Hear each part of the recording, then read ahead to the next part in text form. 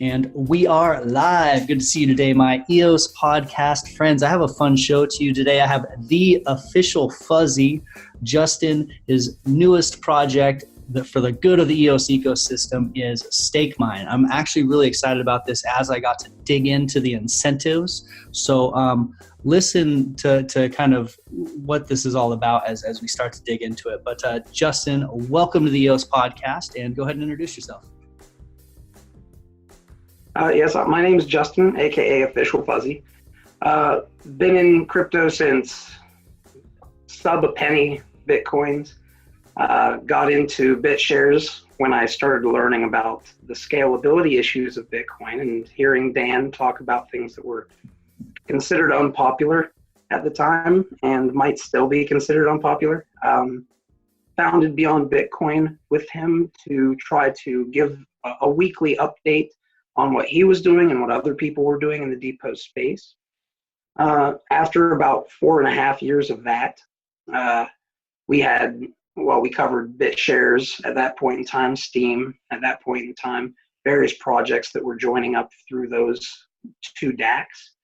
And then we got into something called whale shares, which were cross-chain tokens. And I helped to found that and design that system. Had a couple people who were really helpful.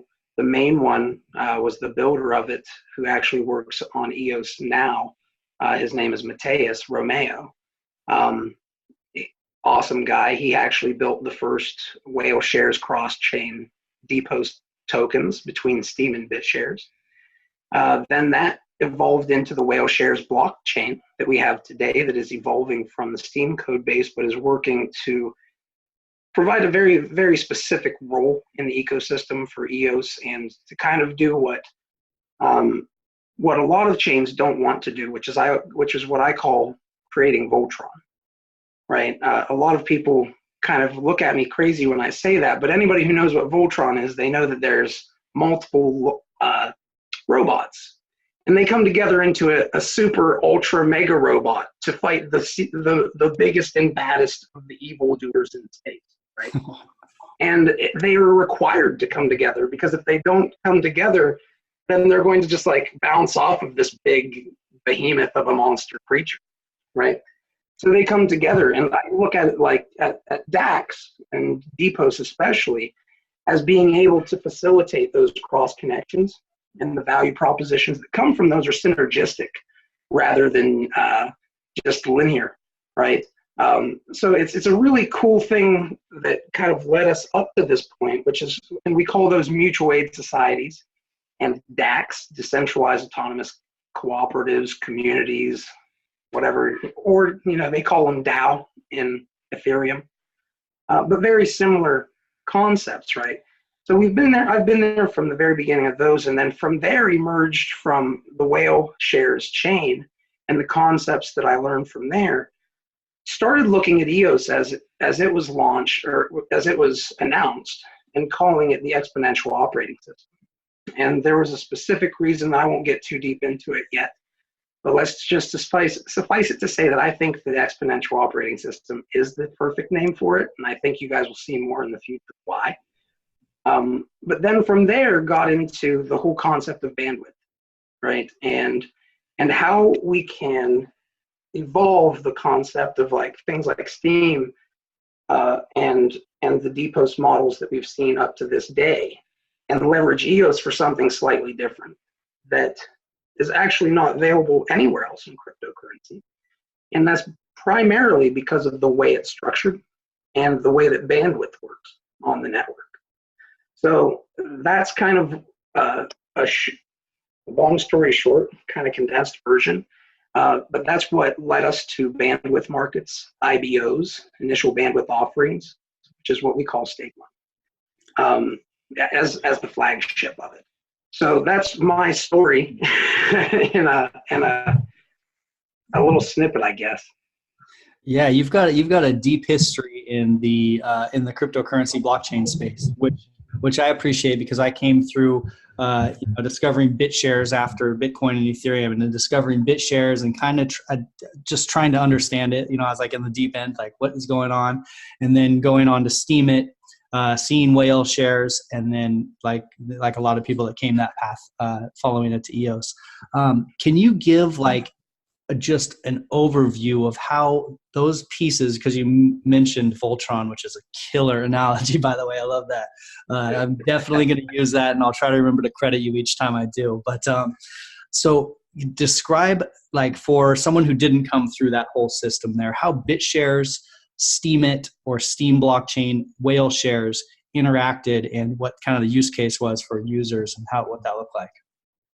Yeah, well, it first started off with realizing that BitShares was able to process so many more transactions than any other blockchain around, right, at the time. And even to this day is one of the top blockchains in the world for that, right? So that was the first thing. And the second part of it was the fact that because of how things were designed, it was different from proof of work in the manner of, like, with proof of work, what do? Your miners spend a lot of money trying to most efficiently mine this coin, which is a lot of energy. And that energy goes to who? The power companies. Right now, when you get energy from the power companies, that's fine and dandy, but what investment is going into actually building up the ecosystem, right? Now, with depots, you were able to start seeing things like worker proposals come into play, voting on those worker proposals to pay for things that you thought were valuable, right? That you thought were important for the community. Meanwhile, on other chains, I would say, what do I do if I don't like this? And they would say, sell. That's your answer, sell. And I was like, man, as a community member and a citizen, I want to be able to have some say. I want to have something that I can say about it, other than just, I don't like this. It's profitable. I don't like it, but I'm going to sell. I would like to have other options. And that's why BitShares was, like, to me, was one of the best things around, because you have it where not only do you have the speed and the capacity to actually run a service that people can use on a daily basis, you also have the governance and the ability to vote on things. And that's where all that started, right? And then from Steem, when Steem was launched in the Beyond Bitcoin Hangouts, what essentially it was doing was it was saying, okay, we're going to take inflation in this chain and we're going to distribute it as well as the bandwidth on the network to people who hold tokens. And they have to lock them away, right, to get the superpowers of the chain. To get to vote, to have the voting power, you're going to have to put something at stake. You're literally going to have to say, okay, I'm going to lock this up for a long period of time because I think that it's going to be worth it to lock these tokens up to be able to gain access to the perks in the system, right? And that what came with that was also the bandwidth, right? Because if I have a bunch of tokens staked, I can use the bandwidth to post as many posts as I want. Now, the problem, as we know on Steem, is that the bandwidth isn't just, you're not going to use all that bandwidth for posting. And if you do, you're probably not doing something valuable for the ecosystem, right? So what we've come up with from EOS is kind of like, it's an evolution of these two concepts and kind of also merging Ethereum into it, the use case of Ethereum, right? Which has been Dan's kind of what I would say what Dan's one of his main goals has been to offer what Ethereum was planning to offer, but offer it in a way that scales and that people can use, right? As opposed to, because let's face it, one of the hardest things is, especially as a person who loves crypto, is to watch a bunch of people buy a bunch of crypto kitties and things like that, and then see it fail on them. And then no, that's not the end of it for them. They're going to maybe stop crypto, but they're going to, every time they mention crypto to somebody, they're going to talk about that first. Mm-hmm. And that for people who really care about this stuff and are trying to bring value, like true value, that there's nothing worse than that, to see that, right? So one of the main things that EOS was meant to do was to try to protect people from having that stuff happen. You have a blockchain that can handle all the transactions you need. You're going to be able to get to use your bandwidth in a very precise manner to get the things that you need as far as processing in various dApps. And you're going to be able to leverage your staked EOS to do that. So then, of course, I won't get too much into the StakeMine part because that's not your question yet. But that's kind of the evolution of where we came from. And when I was discussing all these things, I'm sure you've heard the analogy of EOS being like real estate, right? And it's very much the case because you have limited bandwidth on the network, right? You have limitations, but there is a value to being part of that network, right? It's kind of like there being a value to playing at a venue that's well known, right? Mm-hmm. There is, whether people like the fact that it's not unlimited space or not, it's the fact that it's not unlimited space and something else, that X factor that they've got going on that makes that place valuable. You know, it might just be a little rundown Rick Shack bar where a bunch of bands have played that grew up and became popular. It's still the same concept applied. So the question then became, how do we evolve this concept and leverage it to do something that has never been done in crypto before, right? Because like I said, the main thing is we always talk about mass adoption. But if my mom doesn't feel comfortable getting a hold of cryptocurrency, then she's not going to join in. And I'm pretty sure that that's 90% of all the people out there, including the ones who are very big nerds, right, who like this stuff. I'm sure even you as a nerd in crypto have had times when you said, I am scared as shit to move these tokens, right? I'm scared of holding these tokens because I'm afraid of something little that I'm not seeing.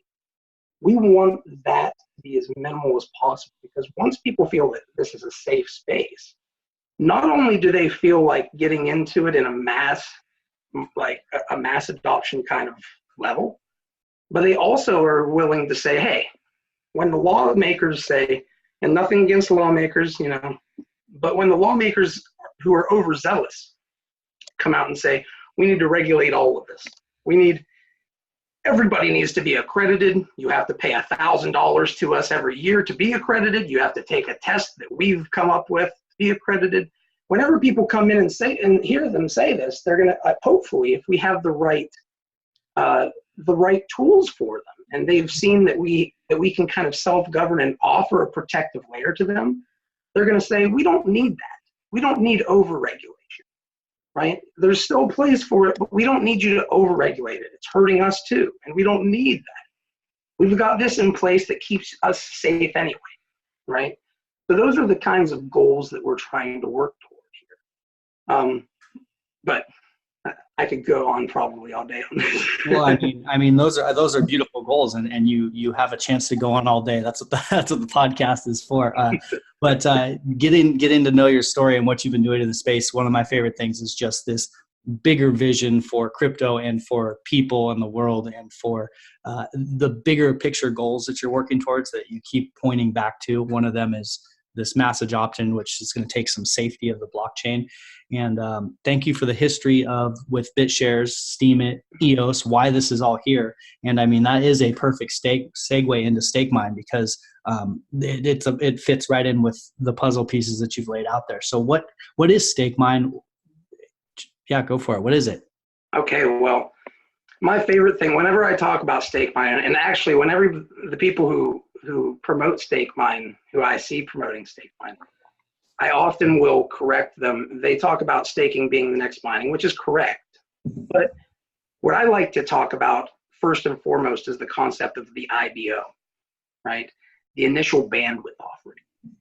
Because we've had this, I'm sure you've seen it, this, 2-3 years of absolutely insane ICOs. I mean, there was a time that if I really was that type of person, I could have just paid somebody, $1,000 to make some coin on ERC20, paid a couple $1,000 to have a website and a forum put up for a short period of time, maybe paid a social media manager some of the tokens and in this new token endeavor, made a couple $1 million, run off in a boat and never look back, right? let's not lie. That does happen in crypto. And as a matter of fact, that's one of the things that whenever I cringe when I listen to people on mainstream television, because it's like, you guys don't focus on people like the real genuinely like loving people who are trying to build something amazing. Instead, they're focusing on these people who are, oh, there's another scam, there's another this, there's another that. And you're like, oh, well, yes, there are, but don't paint us all with that brush, right? So the concept of IBO kind of came because we knew, or I knew that there's this issue with ICOs. And I'm not saying that I'm against ICOs. I'm simply saying that there's, whether people like it or not, regulation is coming. And we can be smart about this and make it so regulation doesn't need to be heavy-handed by kind of regulating ourselves, creating virtuous systems. And with StakeMine as an IBO ecosystem, the concept of initial bandwidth offering was done for a very specific reason. If you have a product that actually works and you are capable of building that project that actually works, bandwidth is valuable to you, right? Now, if you're going to have that project and you're going to list it and you need bandwidth and you don't want to pay out of pocket, because let's face it, like let's say you're a developer with mad skills, but you care about this project so much you don't have a full-time job. You're eating ramen noodles even though you could make 500 grand a year doing something that you hate, right? But if you're one of those people, you come up with a project that's done and you can launch it using bandwidth offering. You can give some tokens away for free to people who are giving their bandwidth to you in return for them. So it's not necessarily free, but it is something where they never have to risk their EOS, right? Which is a stark contrast to what you see in most ICO ecosystems, right? That's Bitcoin, Ethereum, all of them. Most of the places, most of the chains that you see come out, or the apps that you see come out, they say, okay, here's a wonderful website. It's really frigging pretty. Here's a cool video. Here's the address for you to send your primary coins to us so we can buy a boat. So we can build your project. and by the way, we're awesome people. See you later. Hold on to that bag for us and let us know in 10 years what happens, right? Instead of doing that, I have a project. It works. I'm going to run an IBO. I'm going to get people using it, testing it, debugging it. They're going to get free tokens, right? Or the people who give the bandwidth for the live app are going to get free tokens for helping us run it. And then at that point, you actually have a working product, right? So it's a heck of a lot more easy to pass that Howey test and become a utility token when you've got a live, legitimate working product, right? And the people who invest in the product in the early stages, which would normally be considered like a Series A round of funding, who would need to be accredited and pay these absorbent fees to this regulation body that gives them this certification and an accreditation to be able to buy. They don't have to worry about that because they're not risking any of their EOS, right? So it makes it so it lowers the barriers to entry, which is what the goal of cryptocurrency is supposed to be from the beginning, right? So we lower those barriers to entry for anybody who's holding the EOS. The only thing that you need to be able to get into it is to buy EOS. And if you can buy EOS, well, congratulations. That's your accreditation. That's what you need, right? You buy into these dApps. And if the dApp dies like 95% of products in the world, more than that actually, or businesses, then you're out nothing. You've learned something in the process because you've learned from the dApp and how it worked or how it failed. So you're now a smarter person about how the EOS ecosystem works, right? Because let's face it, using the dApps on the ecosystem are going to be the best way to learn and to teach people how to use the ecosystem. Kind of like how you were talking about Steam. It made it so it was easy for you to get in as a person who wasn't literally coding every day, right? You need those use cases because it teaches people about the blockchain and the powers of it and gets them thinking about what is possible in the future. These are all things that ICOs in the present status that this present standards that they've adopted have kind of diminished because everybody thought so much about when do I get my boat and head out into the Caribbean, as opposed to how do I get a large group of people who care about this stuff to join up, to try out a project that's legitimate, and then maybe buy into it later on because they know it's a legitimate project and we actually have something running, a large community behind it. It's debugged, by them. They're very active community members that are part of it. And StakeMine and IBO ecosystem, the initial bandwidth offering system, enables that to happen. Again, because if you don't have a working product, you can't do an IBO. So IBO, I'm going to boil it down into something that people can walk away from, and instead of being like, that was too much, Fuzzy. What I would say is this. I would say, lock up your EOS, never risk your primary token again on a DApp. And if a DApp goes through the roof that you get into, then it's exponential returns. And if it doesn't go anywhere, you've lost nothing. And that's the power of the IBO ecosystem. And that's what's possible with it. And StakeMine is the first iteration of that. And that's what we're trying to do, is push that initial bandwidth concept and grow it and increase the services that it provides over time and the number of people that it can help over time. But we just launched, of course, and we've got a couple dApps testing it out. You guys know dApps that are interested in those things, like the types of people, you know what I mean, the types of people who actually build stuff, sit there and they love building it. They don't, they're not necessarily really ever looking for for money without asking for anything, giving anything up front. If you know good people who are building amazing things, let them know about it. Let them know that they can use this to give out tokens in return for bandwidth instead of paying for EOS, just to run and operate their business until such a point in time that they can legally do an ICO, get that EOS, and then go on their way, right? So do you see this as a, like you're saying there, a stepping stone towards ICOs or towards funding? Yeah, some of the initial responses that we got about it was that it wasn't a good idea, that they wouldn't make a whole lot of money off of it and all those things. And one of the things that I would say is, I don't think that IBO is a replacement for ICOs, but neither do I think ICOs are a replacement for IBO. I don't think that they're competing with one another. I think, as a matter of fact, it's one of those things that our industry needs. Yeah. Right.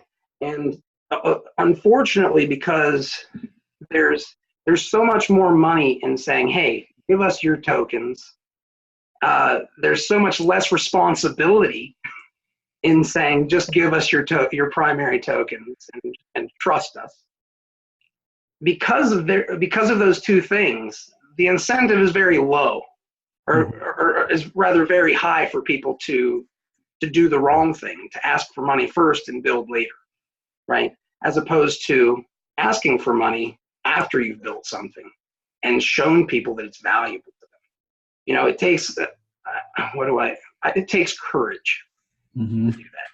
It takes passion, and it takes knowing that what you're building is valuable out of the box, right? Because if you're willing to do that, then you know what you have is valuable. You know that people are going to buy into it and test it and probably not going to want to leave, right? As opposed to the alternative.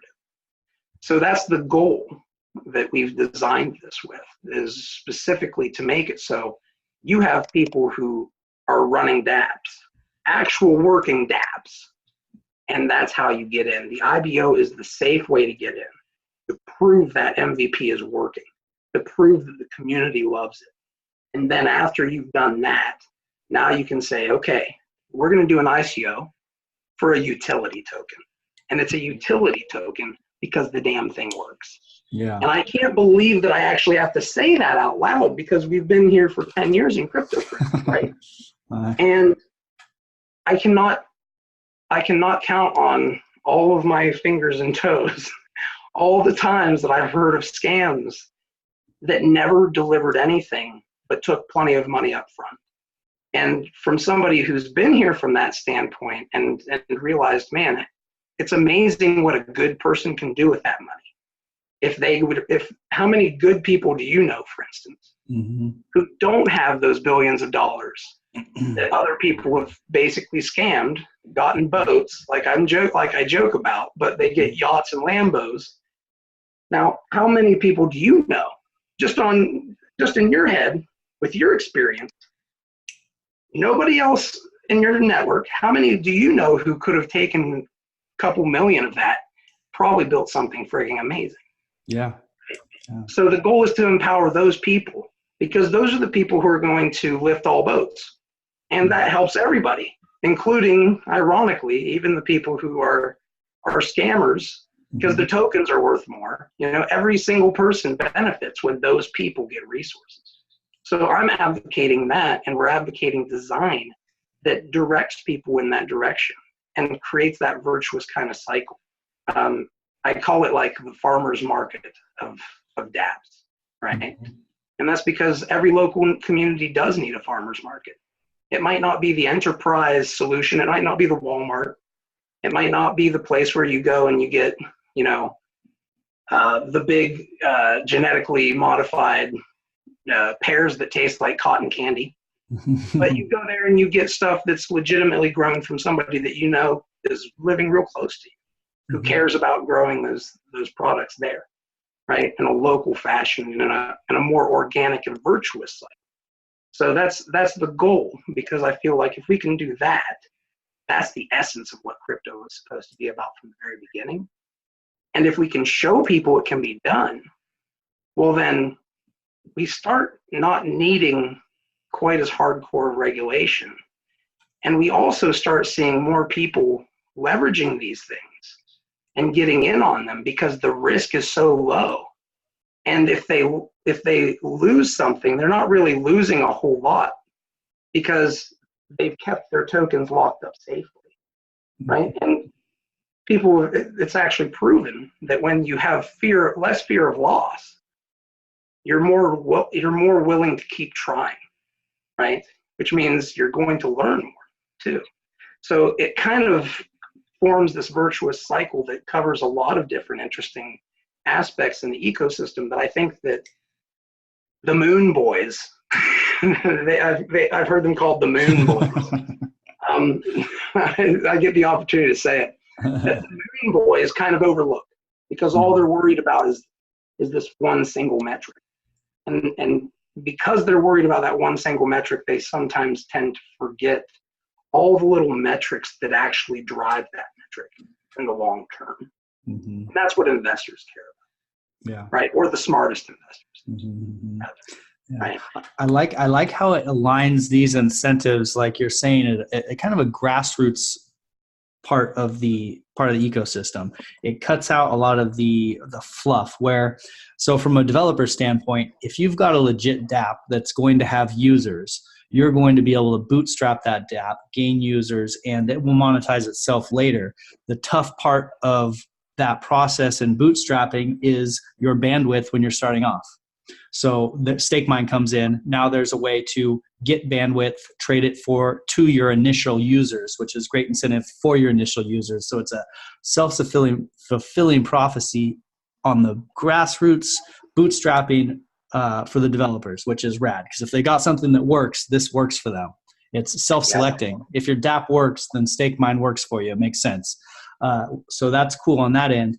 And then on the investor end, or the EOS token holder end, so from my perspective, I am able to look at StakeMine as almost like a self-vetting system. Like if they're on there, then they've got something built. That's a big part of the ICO investing, was just verifying that they had something built on GitHub. So they got something built, and I could be part of a lot of different dApps that are started out that are going, but without a risk of losing my EOS. Like you say, you don't have to send your direct token over. You always hold your EOS, it stays in my wallet, and I lend out my CPU, lend out my RAM to a dApp that's building. So Yeah, I love it. I love the grassroots, the grassroots of it. And also the idea, the bigger picture idea is that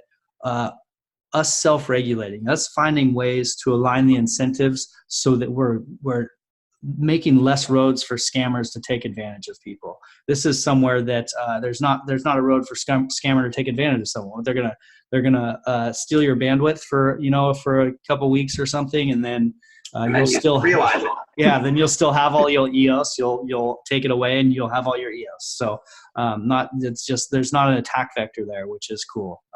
So that you don't need to be an accredited investor. You don't need it. You can educate yourself and keep trying, keep growing it. It empowers people that way. So that's killer too.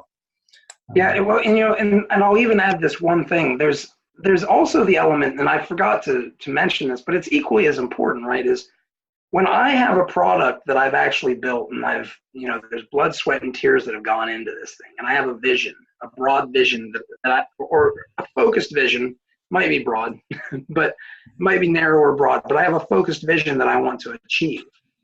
One of the other issues is, well, if you do a Series A funding round, you're putting a bunch of tokens into the hands of people who might not have any real clue what's going on. They just passed a test. Mm-hmm. Right? And now they have control over a lot of your vision, because let's face it, if they're going to be in on that funding round, they're going to get the most out of it they possibly can. Right? So that's another thing for adapt dev is like, hey, you don't have to have that part of that concern in those early stages when you're trying to onboard these users. Rather than hear what the early private investors want, you say, okay, you guys are the actual users. What do you want, right? Mm-hmm. Tell me how this needs to change. Tell me how it needs to improve. And by the way, if you're giving us bandwidth, you're going to get free tokens to do all this, mm-hmm. right? And you're also, they might very well go up because of the value you add to us and the feedback you give to us, which is a huge part of the development of a project that a lot of times is underestimated, right, or overlooked. Yeah. Well, that brings up a good point from the investor side, because so let's say I have 100 EOS and I have a choice of what to do with this EOS. I can use Shintai and lease it out. There's Rex coming where I can use Rex and lease it out. There is StakeMine where I can essentially lease it out to specific dApps that I choose, and then I'll receive some of those dApp tokens back. Those are kind of the broad options that we have. Mm-hmm. Now, from an investor standpoint, at first, and I've seen videos on this, is stake mining worth it? And people say, oh, well, if I can put it in Rex or Shintai and I'm going to get EOS back, why would I lease it to a dApp and get a close to worthless token? And so, that's not thinking deep enough about it from an investor standpoint, because what investors look for, and for me, why this clicked was because I hunt asymmetric risk. You hunt it. Yeah, you hunt it. You're one of the ones we're looking for, buddy. Yeah. There's these limited down or capped downsides with unlimited upside. That's where you need some of your investment. It has to be somewhere where cap downsides, there's no risk of ruin, but there is a chance to be part of the next Facebook.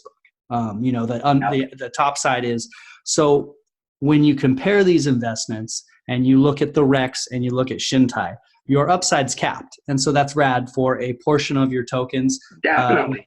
However you're building your portfolio, maybe you think, okay, well, your EOS portfolio specifically, you think, okay, I want some of mine in this capped upside. I just want this kind of monthly return.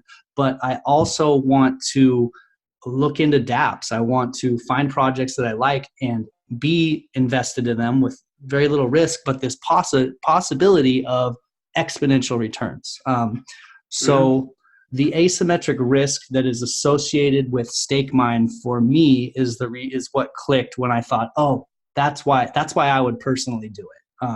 So for people that are out there saying, oh, it's not worth it, your vision's not big enough. So just think about all that, That's yeah. And here's an interesting thing, and I love that you said this, was it's not necessarily for everybody. You're a specific person who hunts for this stuff, right? Like you literally like to go out and find dApps and talk to them and learn more about their dApps, the value that's going to be behind them. You like to pull them apart and look at every little piece of it, right?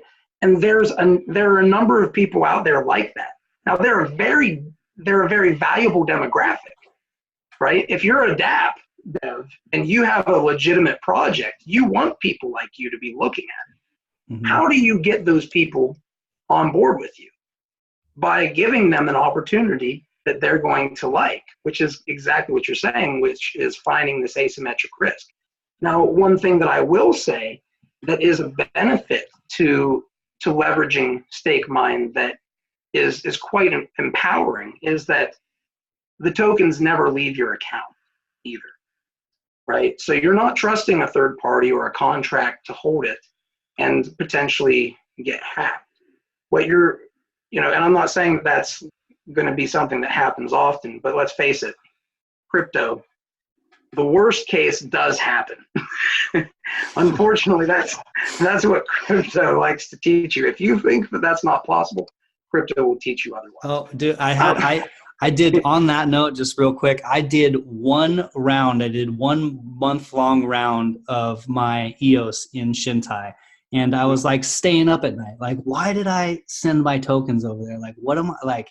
This isn't, I can't do it again. And like, so Shintai is a rad platform, but like it depends on the mindset of the individual. The one time I did it, I was like, shoot, unfortunately, like I can't do this. It's not for me. It's rads, but yeah, for me it was too nerve-wracking.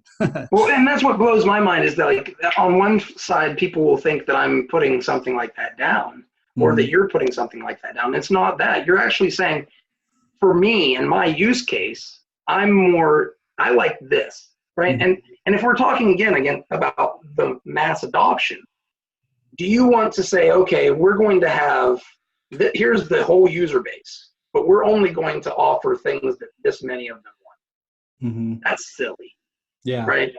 We want to offer things that all of them are going to want. And if somebody doesn't like StakeMine, oh my God, well, by God, you use something that you like, buddy, because that's going to make EOS more valuable, right? If you like another project, that's fine. EOS exists for a specific type of person who wants this kind of service. And for people like you who are saying, I like to look into these dApps, right? Or maybe somebody who doesn't know if they're like you or not yet, but they're like, I'm new to crypto. I sure as heck don't want to go to Bitcoin or Ethereum or any of these other chains and risk my main tokens to learn things the hard way. EOS can become a safe sandbox that's actually also better for the use cases anyway. So it's not only is it faster, more scalable, something where your dApps like CryptoKitties won't fail, right? Not only that, it's also a safe place for you to learn and play, which, let's face it, most people aren't cryptocurrency experts. Most people are not so frigging weird that they stay up until 3 or 4 in the morning passing out at their keyboard reading about this shit. I hate to say it because I'm one of those weirdos. I would like to be less lonely. But the fact of the matter is that most people are not like that, right? So especially if they feel like they're going to lose something in the process, right? Most people, they want to learn about something after they hold a few tokens, right? It gives them that extra incentive. So this is something that also creates that incentive for people to learn more about EOS, become experts in their own right. And all of these things in an organic way kind of cover up all of the ground that hasn't been seeded already with other things, right? So it kind of makes sure that we're not wasting the resources that we have, and we're opening it up in a low barrier to entry way too, right? Because let's face it, if you're somebody, my wife's from the Philippines. If you're from the Philippines and you're making, let's say, $10 a day, which is actually a decent paying job there, if you buy 2 EOS and you get in on StakeMine and you find a dApp that just started listing there and needs bandwidth, you might get in on it really cheap. You might get a bunch of tokens because you're the only one staking to it for a couple of days. And if that ends up turning into, $10,000, that's a life-changing thing for you, right? And that's something that does not happen in the Philippines, Mm-hmm. right? And people don't have those opportunities. But this is the type of opportunity we can offer. And we can do it without having to ever make you risk anything as far as your primary tokens. As a matter of fact, if somebody hacked, if for some reason somebody hacked your account from doing something else, you've got your tokens staked into a project on StakeMine, they still have to power it down for 3 days. Mm-hmm. They have to unstake for 3 days, right? So if you've done everything right, this is actually also another security measure that you can leverage to help you. Yeah. So it makes, I think it's such a virtuous cycle that it enables everybody to become more powerful in the ecosystem. It lifts all boats. Mm-hmm. Yeah. So, and that's what we want. And right now specifically, so can people still receive airdrops when they're staked to StakeMine? Mm-hmm. Yep. Because the tokens never leave your wallet, right? Yeah.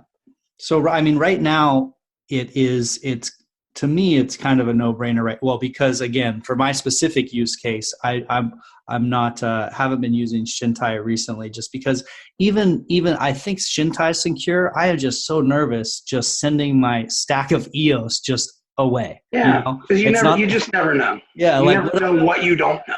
Yeah, and it's like, and I trust Shintai, and they have a lot of security features over there. Like it's not. They're not dummies. Yeah, those guys are some of the best in the game, so I trust them. But for me, my risk tolerance, I just make myself too nervous. So, yeah. So for me, stake mining because I have my EOS, the majority of my EOS staked. But the fact that I could, just to keep it safe, I expect also because of the fact that you have to power down, it's a security measure, and I don't move it around. But the idea that I could stake it and have that same feeling of warm, fuzzy feelings where I feel safe, but also be able to get in on these dApps is a good feeling. It's that my use case is a specific one to me, but I think there's other people out there that probably think like that too. So. Oh yeah. There's a lot of interest I've found in it. We've obviously just started, right? And I won't lie, like there's a big incentive for right now at this stage for dApps to launch without a project. Mm-hmm. But I'm telling everybody that's going to change. Yeah. We're already seeing them talking about STOs, security token offerings and all these things as the options that are available. And I'm not saying that those aren't good options that are available. They're obviously it's better than nothing, which is what we've gotten for the most part in our industry as far as guidance, right? Yeah. But at the same time, one of the things that does concern me, and I don't say this in a negative light, but I do want to acknowledge it, is that historically, what did we get into cryptocurrency for? Mm-hmm. We got into it to try to help fix some of the issues that we saw in the current system, right? And that doesn't necessarily mean punishing the existing systems, people who are running it, though some might really like to do that. That's not what it's about. It's more about saying, hey, the people who want to do the wrong thing, they're never going to have a authoritarian level of control over the people who are the little guys. And the reason for that is because we're not going to have those huge barriers to entry.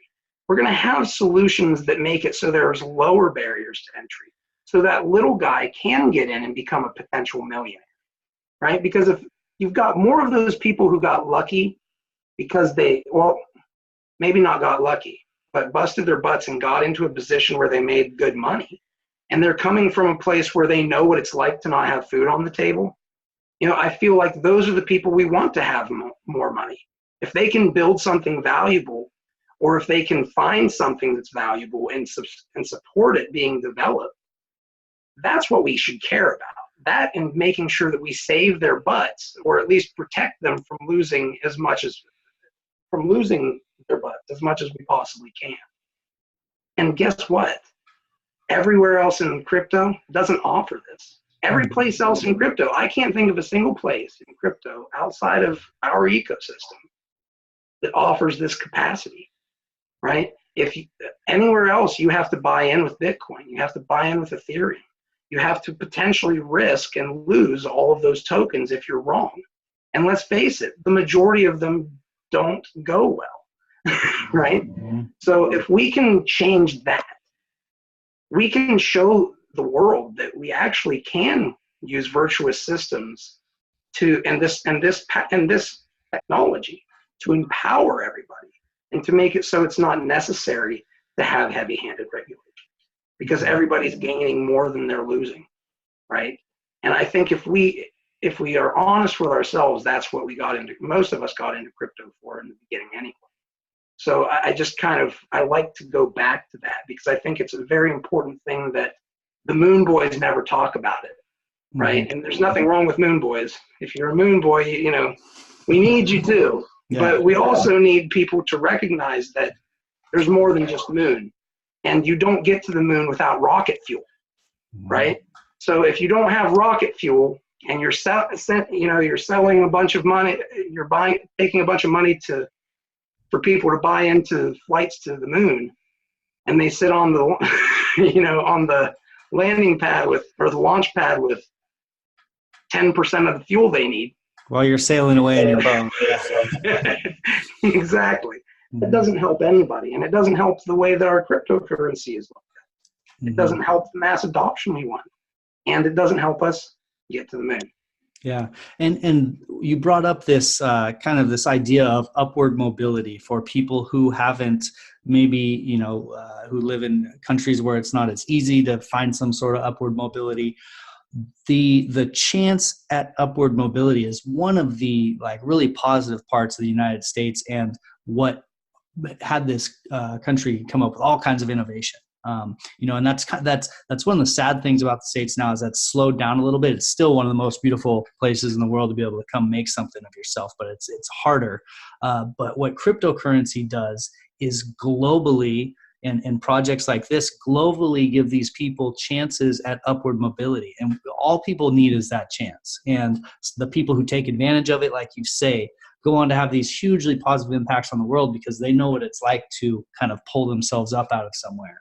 So just bigger picture, it's a very cool positive effect that things like this could have. So I like to think about that type of thing too. Well, and it's funny, because what you mentioned, it's kind of one of the things that I like to say is, how do you measure the world's superpowers? How is a country measured generally?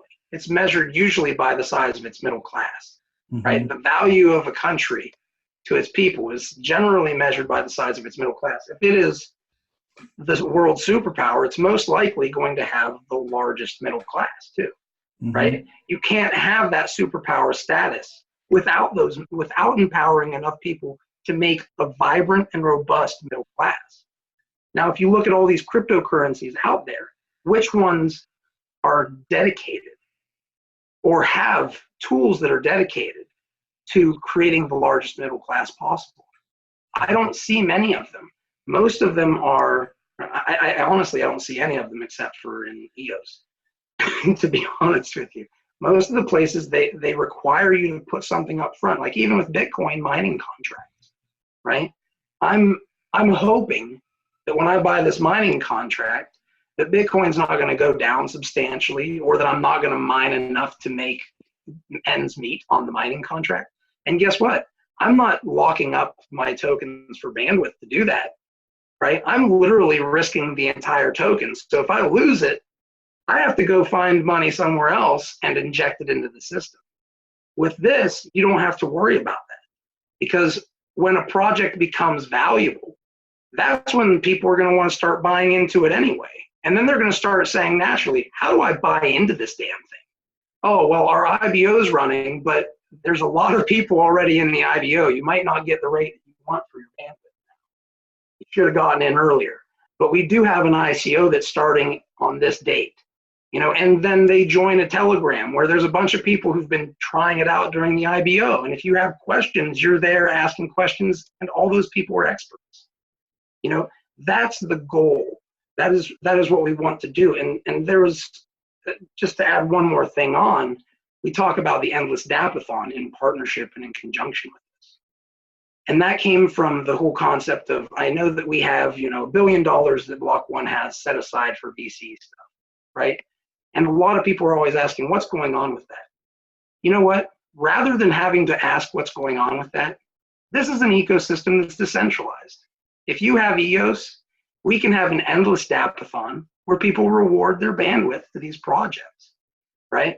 And once these projects get bandwidth, are working, have a large community, they do an ICO, they're successful. And what do you think is going to happen over time as more and more of these ICOs are successful using the IBO model? There's going to be a higher statistical percentage of people who didn't lose money. And that's going to also be partnered with, hopefully, a higher statistical percentage of people who made money because they bought into projects that didn't really cost them anything, but also were working projects, right? So those things, when you combine them, they become a very powerful tool for us, because no longer do I have to worry about, well, what's going to happen with this project? I don't worry about that. I don't necessarily go out and bitch so much about, oh, my token's not as worth as much as I paid for it. I don't worry about those little things. Instead, I worry about, how do I make the project, the working project that I can see right now, go test, how do I make it better so my tokens are worth more? How do I show people? Maybe I get them on board and get them to use it so they like it, right? Now we start seeing more organic, real value propositions that come from this because we have facilitated that. We've left that blank slate open for people. We're not pigeonholing them into different options. We allow them to hold their tokens and do all that on their own. Yeah, you mentioned the process of a dApp. Maybe from a dApp's point of view, you see them offering a better percentage of tokens up front when you're an earlier adopter, and then waning that down towards the ICO. And is that kind of how the models, the dApps are set up right now that are running on StakeMine? Yeah, generally it's almost, actually, it's a lot like the EOS distribution, which was actually the second time that distribution style was used in cryptocurrency. The first being, and I'm pretty sure you're aware of it, AGS and BTS, or PTS rather, proto shares and angel shares for bit shares. So Dan used this prior, but we have EOS, which is a simplified version of it with one token, Ethereum, and you had a certain amount of tokens per day that would go out of the pool into the pockets of people who donated, right? So this would be the exact same thing. Instead of sending Ethereum, you're literally delegating your bandwidth, right? So, yeah, go ahead. Yeah, no, I mean that is a really straightforward model for people to picture. Just the earlier you are and the sooner you are before other people start flooding in, the larger of the rake you're going to be getting. So yeah, and everybody who got into the EOS early is familiar with it, so it shouldn't be too much of a leap for them to be able to understand how it works. Yeah. So what's your acquisition strategy as far as, I mean, what you're probably looking to do is get dApps to come be a part of this platform. What do those conversations look like, and how's that going? Well, first off, what we're doing right now is I'm advising a couple projects that are testing it out for us, learning how to use it. I do talk to different dApps, but I don't force it or pressure anybody. I like it to be something where it's a tool that if they want to use it, they use it, right? I don't want it to be something where, hey, if you use this, you're going to get, I don't worry about that. We take a small cut of how much people get in various new tokens. So we're not even, it's like a 0.5%, and it's not even really, it's mostly just to pay the bills for upkeep and maintenance, right? So we're not too focused on forcing that stuff or acquisition in terms of like aggressively getting people. But what I will say is that I think that the future is very bright for bandwidth markets. I think that we are here at a very opportune time, because I believe that as regulations start coming in, and as dApp developers start realizing that those Wild West days are over, you know what I mean? And after a couple of them crash their Lambos and need to go back to the drawing board, you know, I think that you're going to start seeing them say, well, we need things like IBO, right? We need initial bandwidth offerings, and we need to have them because we don't want the regulation to become so heavy-handed that we lose sight of our dreams just to make sure that those regulations are 100%, you know, covered, and they're extremely difficult regulations to get through because we don't have anything that doesn't scam people. You know, we don't have any use cases of anything that's virtuous. Now we do, right? Now we can say, hey, this is a virtuous way of doing it. You can actually make it so you don't have to ask for EOS up front. You show us what you've got up front and let us give you the bandwidth. And then once you've proven that this is a nice project that everybody wants to be part of, that's what we want. Like I was telling somebody, they were like, why we need more dApps? And I was saying, no, man, what you want, kind of like what I was saying to you, we don't want the person who wants to do a pump and dump. We want a person who sees the value in it, like what you're saying. This fulfills a very direct need for me. And you even said, what did you say? Pretty much you said, I'm not necessarily going to use all of my stake on StakeMine. I might use it on other things too. I'll have a percentage of my portfolio allotted to doing this, right? We want people to customize their own experience. We want them to have those opportunities. And we want the projects to join to be projects that legitimately feel like they need bandwidth, right? So I'm not too focused on getting as many as possible, but what I will say is that we've partnered with the Endless Dapathon. We kind of started the Endless Dapathon, to be honest with you. And it was mostly what we started doing was we worked with Matt from Tribe. We're working with Jax from EOS Discussions DApp on the next one. And what it's going to be like is like TED Talks for dApps and TEDx for dApps, right? And the reason for this is, and I'm sure you've probably seen it, and I don't mean to be mean, guys. Please don't take this the wrong way, but I have dealt with a lot of FUD on our technology from outside of our technological little ecosystem. And because of that, it might come across harsh when I say this, but I feel like it's important to say it honestly. And that is, whenever I was watching Ethereum, one of their conferences, they had a guy who was out there singing a song saying, please build on Ethereum. We've got work to do. Don't ICO unless you got work to do. And if you looked at the crowd, it was like kind of sad. Everybody was kind of like, it was really drab. And then I would go and I'd watch the EOS conference right afterwards. This is exactly how it happened. And it's like a party. It's like everybody's like, whoa, you know, we've got this hackathon, we got all these different projects being built. And it's like, meanwhile, if I go read the crypto news, it's all FUD, right? So what I was thinking was, what if we can have endless dapathons and cover these dApps that are building on EOS constantly? How long are they going to be able to FUD it if we have endless dapathons? Like every month. There's a dapathon with new dApps that are joining up. Maybe some of them are share dropping. Maybe some of them are doing the stake mining thing to get what they want from that. Maybe some of them are using Chinte and Rex in various ways. Who cares? But what we do care about is that they all are joining up live to a hangout to discuss their dApps and to show everybody on a consistent basis. Because at some point in time, all the people who are FUDding all of this, if we can continue giving this message on a consistent basis, EOS is always being built on, more and more it's being built on, and they can go look it up and see that it's true, FUD becomes bullshit, that it really is. And the everyday person sees it because they go, wait, I can go look at all these endless dapathons and see all the projects that are literally being built on it. Then I can go look at an Ethereum conference where they're begging people to build on them.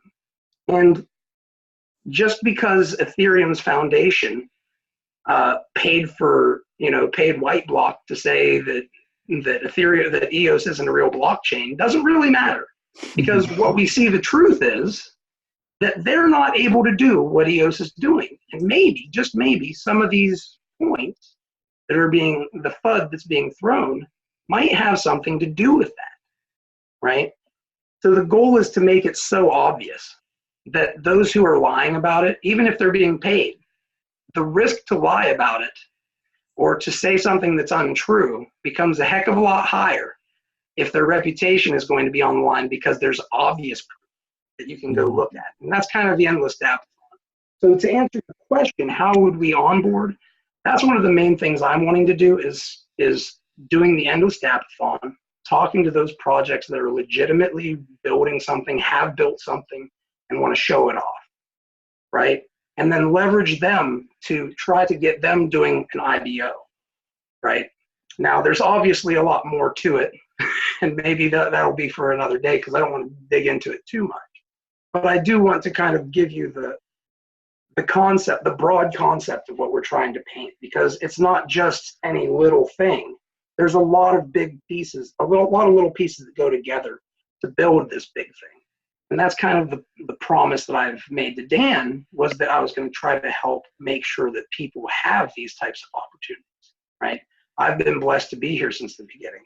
So there's an opportunity I have to help the newbies out there to get into opportunities that might be life-changing with little risk.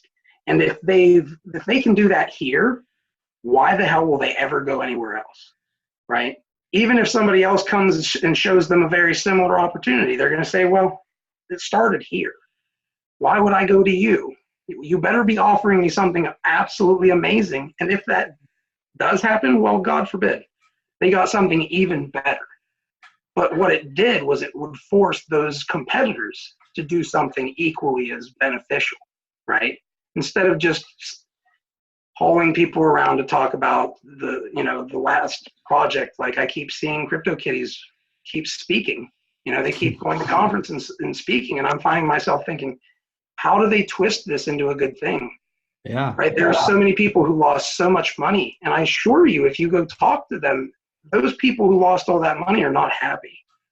So, I think about them mostly, and I know it's not like, it's kind of unpolitically correct, but if we're not thinking about those people, we're not even being greedy well.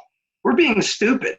Like, if you want to be greedy and be greedy in the right way, you want so many people to become wealthy that your entire block is constantly a block party.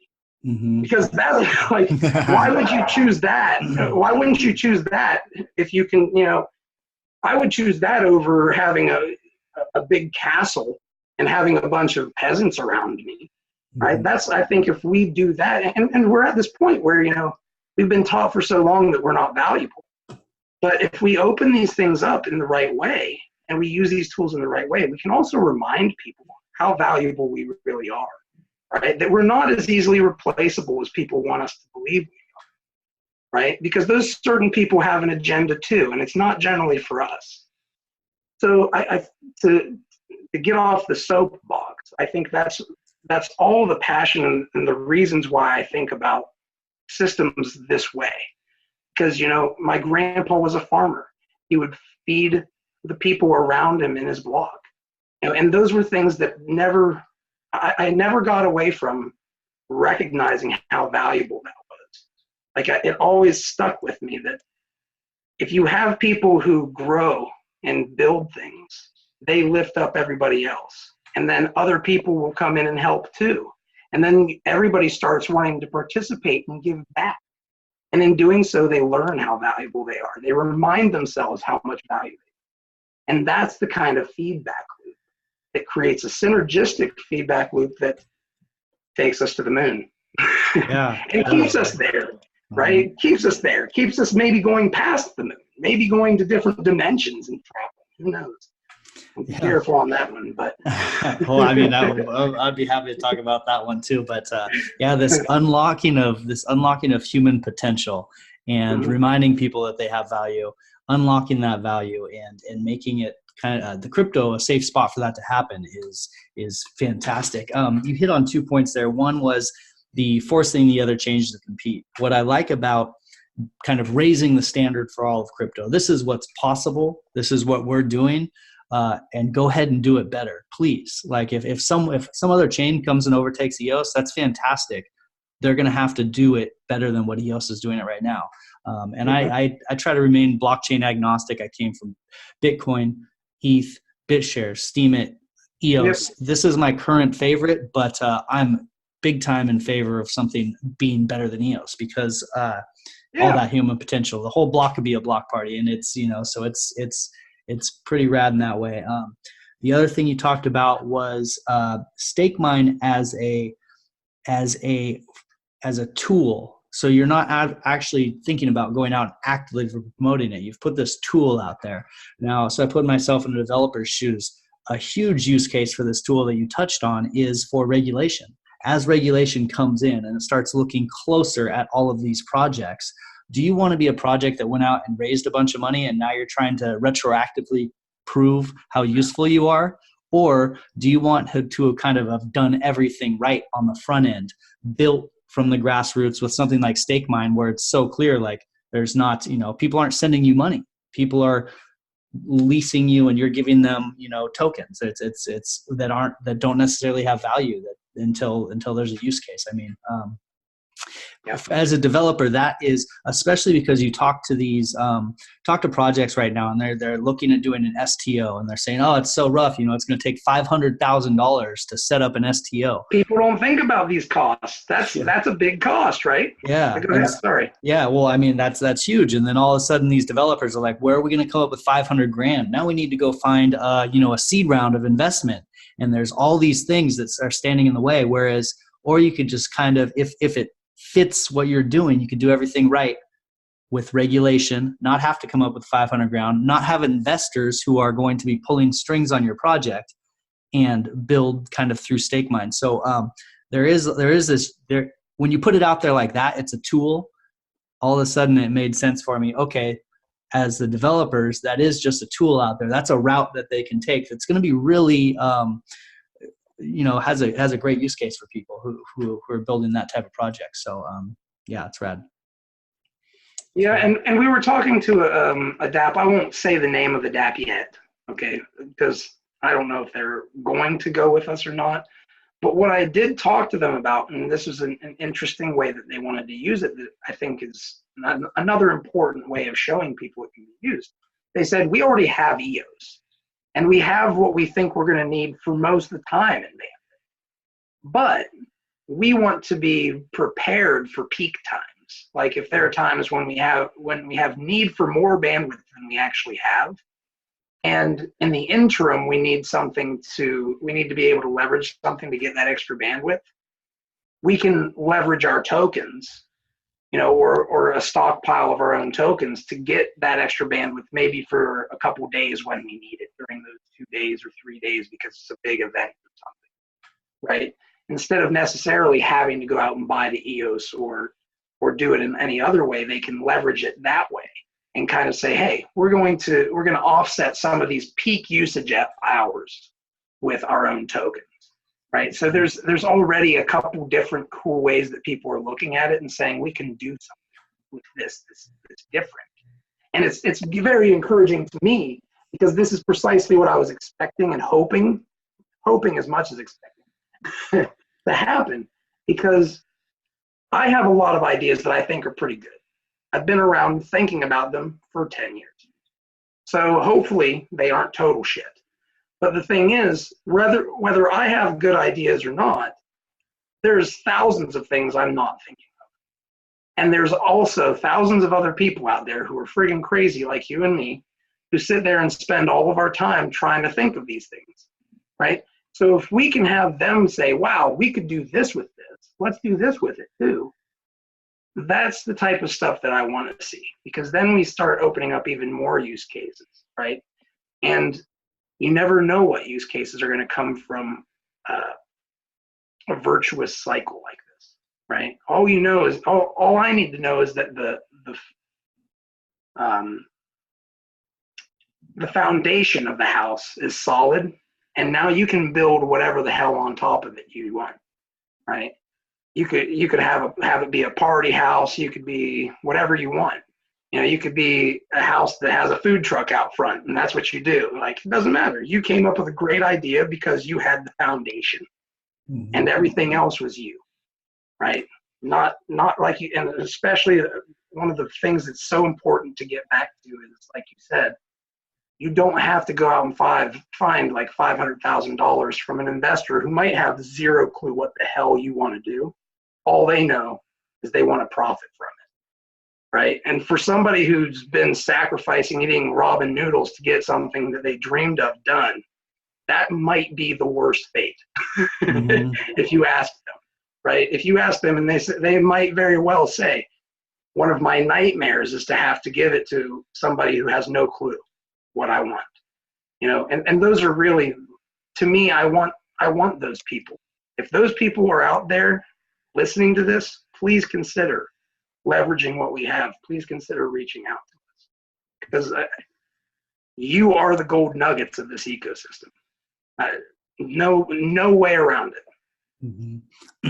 This is such a cool idea to riff on, this idea of decentralization coming to life in EOS. Kind of the dream of what blockchain is really comes to life in EOS in ways that how Block One has built a foundation for others to build on, how StakeMine is a foundation for others to build on. It came to life, and we talked about it at the EOS World Expo last weekend, which you were at, which you presented at. But we just basically did a science fair. We put I think there was 50 booths of all these projects. And there was no just one single speaker who was going to tell everyone his ideas. There was no lineup. It was a bunch of ideas coming together, and there was just this crazy energy of, and we're like, this is decentralization. This is crowdsourcing intelligence. We don't need a single speaker and everyone's going to sit down and have them tell us what's going on. We're all going to throw stuff at the wall together. And such a cool way to see it happen. So yeah, it's sure. Yeah. So StakeMine fits in with that. And I like the idea of building a really solid foundation and then seeing what crazy stuff all these smart people out there come up with. I mean, it's turning into the only way to do things now, you know? Yeah. And of course, you know, the fun thing to me is, as the founder of Beyond Bitcoin, I remember telling people back in the day in our hangouts with Dan, it was like, you know, I find myself wondering when we're actually going to go beyond Bitcoin, right? Like, the biggest problem with Bitcoin that I keep seeing is that they have so many battles, and this is not putting Bitcoin down. It's, in some ways, it's a superpower of Bitcoin that it can fork 8 different times and still somehow survive, right? That actually seems to improve the valuation of all of them over time. But one of the interesting things about it was, it's more like the gold. And I consistently come back to this more and more. It's like, it's that token that you're probably not going to move a lot. You know, you're going to hold on to it. You're going to keep it stored somewhere because it takes longer to move it than another currency. But you're going to store a lot of wealth, right? But the thing that it doesn't do very well is it doesn't scale very well. And these technologies here with EOS and delegated proof of stake in general, they make beyond Bitcoin possible, right? They make thinking actually beyond Bitcoin, use cases that are going to use the blockchain possible, and keeping that open slate, that blank slate open, and having it, like you said, like a science fair. That's what you want. You want that playground. But before we couldn't, it was like everybody was on the playground, but they had their hands tied. You know, we can untie their hands and say, go play, build sand castles, you know, bury each other in the sand up to your heads and have fun and do the things you want to build the things you want to build, play on the playground. You don't have to sit here with your hands tied, right? We're offering other options. And of course, the sand is here. It's still powered by Bitcoin. Bitcoin paid for it to be hauled on to this playground, but we're also going to use other tools. that are going to take us beyond Bitcoin, that are going to show people outside of that little niche that is crypto nerds what blockchain can really do, right? And once we show them, everybody's like, how, I'm sure you've heard it, how do we teach these people the value of blockchain? How do we teach them? They just don't understand it. You never teach them by telling. You teach people by showing them. Because once you've shown them and they ask you the questions, that's when you've captured their attention. That's when you can tell them, right? That's how you learned about, like, got really big into, was through Steem. Yeah. And it wasn't, we can agree that there are issues with Steem, right? Mm-hmm. I can say that there's substantial issues with Steem. But what I can also say is that it definitely teaches people that blockchain use cases can be used by the masses, right? You don't have to worry about buying into every different DApp or DAC that you buy into is going to do a CryptoKitties crash on you, right? Where you can't even sell your kittens because nobody can buy them, you know? Mm-hmm. And I don't say that as a joke, because it isn't a joke, because there are a lot of people who are probably, whose lives have been changed for the worse because of that stuff. But yeah, we're able to go beyond Bitcoin. We're able to take this thing to the next level. And like you said, this science fair that we're going to have, you know, that we're still having, we're consistently having it, and they're only going to get bigger, right? So imagine what's going to happen 2, 3, 5 years from now, right? Especially when we start having things like these types of IBO being recognized, right? When people are legitimately saying, you know, hey, I can build this stuff. I don't need millions of dollars up front. I'm a badass at this. I've been doing it since I was 5 for some weird reason. So I'm going to build this, and then I'm going to, and by the way, I've got 20 other ideas that I want to build afterwards. But I don't want to pay out of pocket to show it. I don't want to, you know, I don't want to have to beg people for money. I just want to show it. Once we've got that, that's the beginning, and we've got it, right? We're here. We're at this point now. It's only going to go light speed from here, buddy. Yeah, I mean, the ultimate, that is the ultimate bootstrap right there. I mean, that's a college student building something and then putting it out in the ecosystem and getting his bandwidth paid for by his first users. I mean, you can do it for free, just the opportunity cost of building it. I mean, that's a huge tool. Fantastic. I mean, this was great to dig into this, because I think without digging in kind of deep to understand what StakeMine really stands for and how big it is and what a huge tool it is, I think it's easy to kind of gloss over. People are like, oh, we're just going to stake our tokens, whatever. And they're not thinking about it enough. So this hopefully gets that message out. This is bigger than just, stake mining. This is a tool that's going to hopefully be huge for people who need it for the right fit there. Where can people find StakeMine? What's a call to action for the people listening to this? Well, if you're going to go to StakeMine and actually test the service on mainnet, you go to StakeMine.io. Quite simple, right?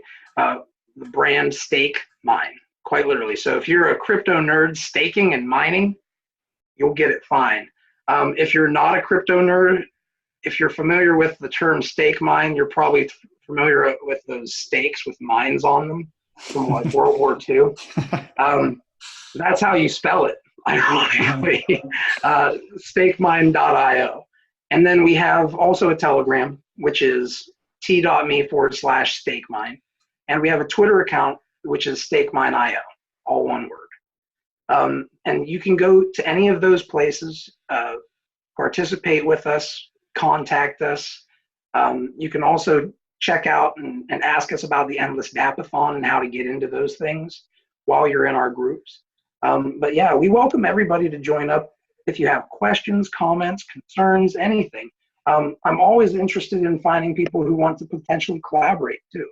So this is one of those wonderful things that where if we have people who see value in these things, they have skills that they can bring to it. We're not against checking out the opportunities of growing this thing into even, services beyond the basic StakeMine service. But I think that the StakeMine service in and of itself is so important to cryptocurrency because of initial bandwidth offerings. And I think that if our community is really wanting to prove to the rest of crypto that we are indeed excellently unique, very special in the space, like that diamond in the rough that nobody seems to notice, the best way of doing it is to show people that we have things like this when other chains don't. To teach people that, hey, we've actually got things that will save and protect your ass while you're testing out and playing with these new tokens. Because I'm going to tell you right now, from the standpoint of somebody who's been burnt to the tunes of hundreds of thousands, maybe millions of dollars over the course of my crypto career, I actually don't even go into it, even look anymore. From the standpoint of somebody who's dealt with some of these things, and not even on the large scale compared to a lot of people, I can tell you one of the worst feelings in crypto is buying into something that's a promise or feels like a promise, and you think it's going to be a return, and then you lose everything. That's the best way to go directly opposite of the mass adoption path, right? So that's what I would like to just say to everybody is consider leveraging this, consider what you can do with it, and join up, become part of the community, ask questions, and bring anything that you have to say to us. Awesome. And I'll put the links in the show notes, my EOS podcast friends. On my end, I have the Mr. Happy Money Proxy. I interview a lot of block producers. I talked to Fuzzy today, not a block producer, but I do talk with a lot of block producers and judge them on transparency, empowerment, building together. If you were a block producer, you'd have my vote, because that's kind of what StakeMine does: transparency, empowerment, and building together. I mean, those are some of the key tenets that we're working towards here. So Mr. Happy Money Proxy, if you're looking for someone to vote for block producers for you. This is the EOS Podcast, my EOS Podcast friends. It's not just a wonderful YouTube show. You can also listen on your way to work, or while you're going to, while you're doing dishes or something. So check out the podcast if you haven't. And that's our show for today. Fuzzy, Justin, it was rad to have you on, man. Love what you're doing. I appreciate it. So cheers. Thanks for having me. Thank you. Money is not the prime asset in life. Time is, and your time is just